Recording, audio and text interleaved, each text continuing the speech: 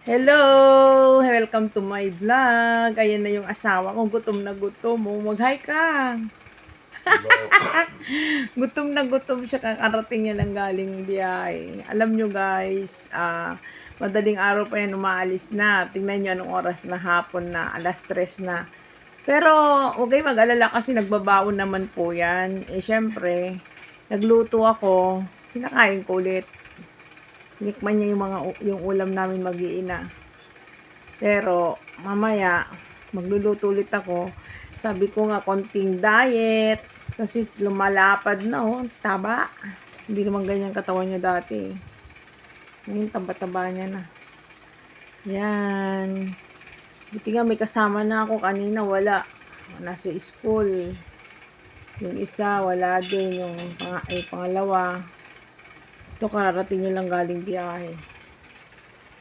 Sige, babalikan ko kayo guys at kumakain tong isa. Hello, welcome to my vlog. Samahan nyo ako guys. Dumating na yung aking asawa. Ito, tingnan nyo. Magbilang tayo ng barya. Yan ang mga kinita niya. Madaling araw pa po siya umalis.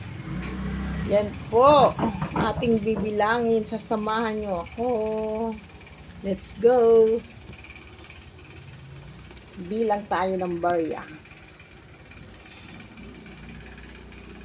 Yan. Ito yung pinagpaguran niya maghapon. Ba't lang ang coins? Ba't konti lang ang coins? Ha? Coins ko to eh. Coins. May coins mo si Point pa. 50 na pesos? Oo. Mga 60 nga yata yun. 1, 2, 3. Wow! Wow! Ngayon lang ako nabigyan ng buo ganito. Yan. Alam nyo guys, ngayon lang may pasok na. Nung walang pasok, napakahina ng biyahe. Hindi siya kumikita, walang kita. Ngayon, sabi ko magtyaga-tyaga siya kasi maghapon siya magbiyahe para kumita siya. Para bumawi. Ang tagal namin walang kita. May 2 buwan ba? Meron. Kung nasa 2 buwan na wala siyang kita, naku po, Panginoon. Paano na kami? Ngayon, bawi-bawi. Bawi-bawi naman. Bawi-bawi. Ayan, bilangin natin yung mga barya.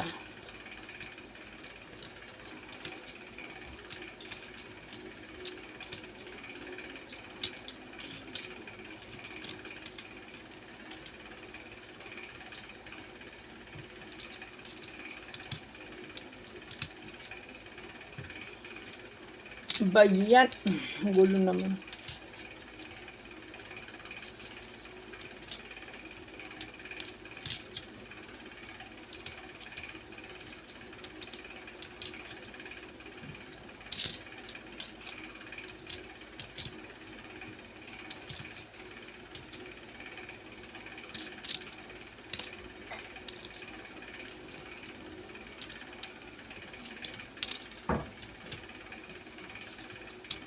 Ayan. 100 yan po. 1.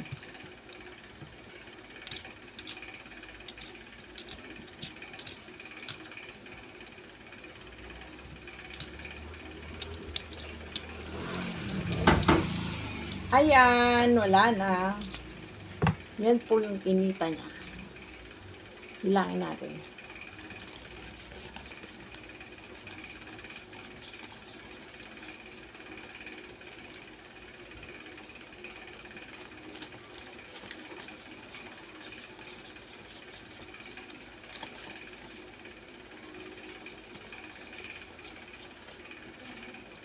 Ang kinita niya po ay 1,100.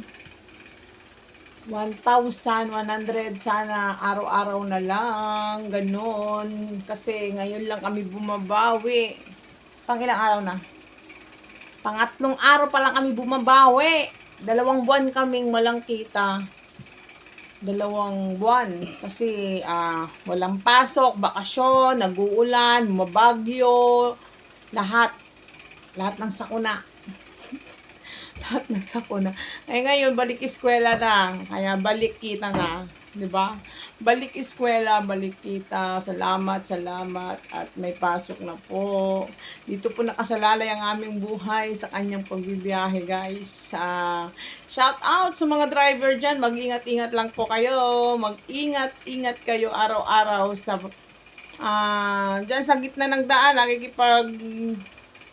Nakikipag-unahan na pick up ng mga pasahero para kumita lang. Ganun po yung trabaho ng asawa ko araw-araw. Madaling araw pa lang po hanggang hapon na po siya umuwi.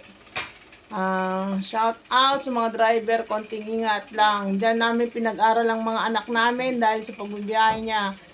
Sa awa ng Diyos, may dalawa na siyang professional. Shout out sa mga nakaka-relate na nakapagparal na anak dahil sa pagdadrive ng tricycle.